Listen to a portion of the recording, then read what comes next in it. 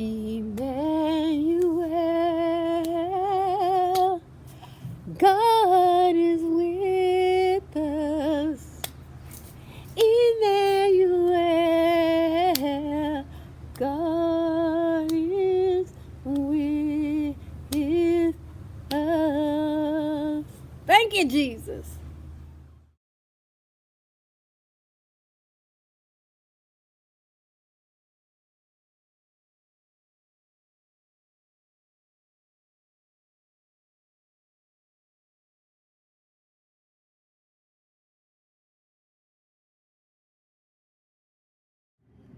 Sorry guys, I'm a little late in showing you my Calgary tulips. I bought these from Holland Bulbs, and they purported them to be an apricot colored flower. It looked like an apricot colored flower, but in my garden you can clearly see it is definitely a yellow flower, and it has red on the outside of it. These are bedding tulips. They're great for containers. When they first came up, and you can see those little lower ones, they weren't very tall, but they kept on growing, and they finally got to a height that I like. At first I was like, I don't think I'll get these again, but now that they've grown out, they last a long time.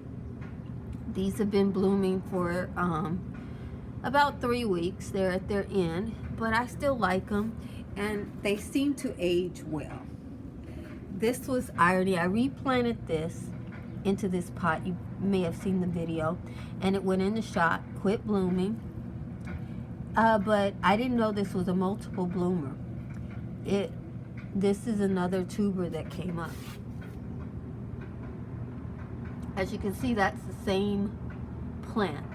I didn't order that hyacinth.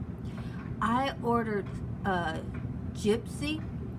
I think this is probably pink love, because pink love is a multiple blooming hyacinth, and gypsy queen is not, and this looks a little pink to be gypsy queen. So I think in my later order I ended up with something that I didn't order. It's okay, but I prefer gypsy queen. This is just a little pinker than gypsy queen. Gypsy queen is an apricot color, and this is a blush pink. I think pink love is my pink favorite, but second to gypsy queen, which is what I thought I was buying. And you know, you can see I've got a mix of succulents and bulbs and edibles, then some architectural aspects from these are pieces of the Christmas tree. Yeah, so those are Christmas tree pieces that I've been using as decor to give some height to my planter. Here again, I wanted the 7 Wives, which I will buy next year, and instead I was sent this. This is Cherish. I don't buy Cherish because my bees can't do anything with it. The moths have been loving it, but you name me the person who's trying to attract moths to their property. You know, it's not me. I mean, I'm okay with it. They're pollinators, but they aren't the ones I would have wanted. Here we can see my blue hyacinth. I'm forgetting the name of it right now, but I'll just put it in the caption someplace. This one is gorgeous. It's a very rich purpley blue. I do believe Blue Delft, which is a light purpley blue, is my favorite. This is not Blue Delft.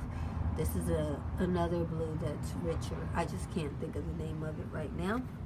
And then we have all of our greenery and herbs, and my freesias haven't bloomed on this one, but as you can see, the show is coming.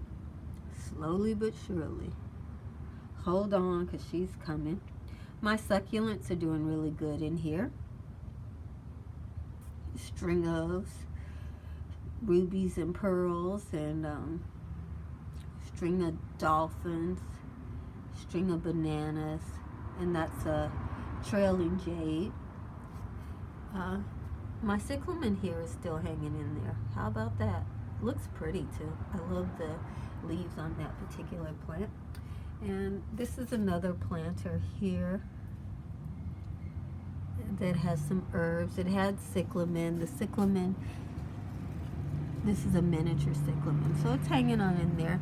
And there's a few bulbs in there, but I don't know how they're gonna do in there, because I thought they should have bloomed already, and I've seen nothing.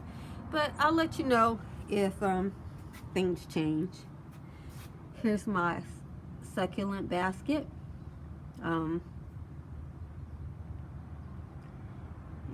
It's going, you know. She's not the prettiest, but she's mine. Okay. That's all I can say. Really excited about this accidental red, white, and blue.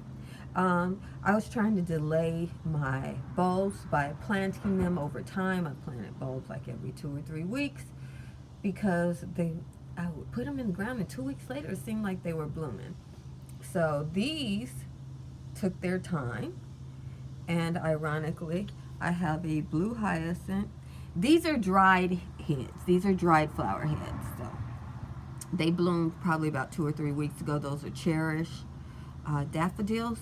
And now my freesias are coming out, and red and blue ones came out. So I have this beautiful red, white, and blue display. And this is my insulin herb. I keep it in a pot. It's very drought tolerant. So if you want to grow an insulin herb in a pot, if you could keep it in the same conditions as Southern California. It did go dormant for me in my winter time.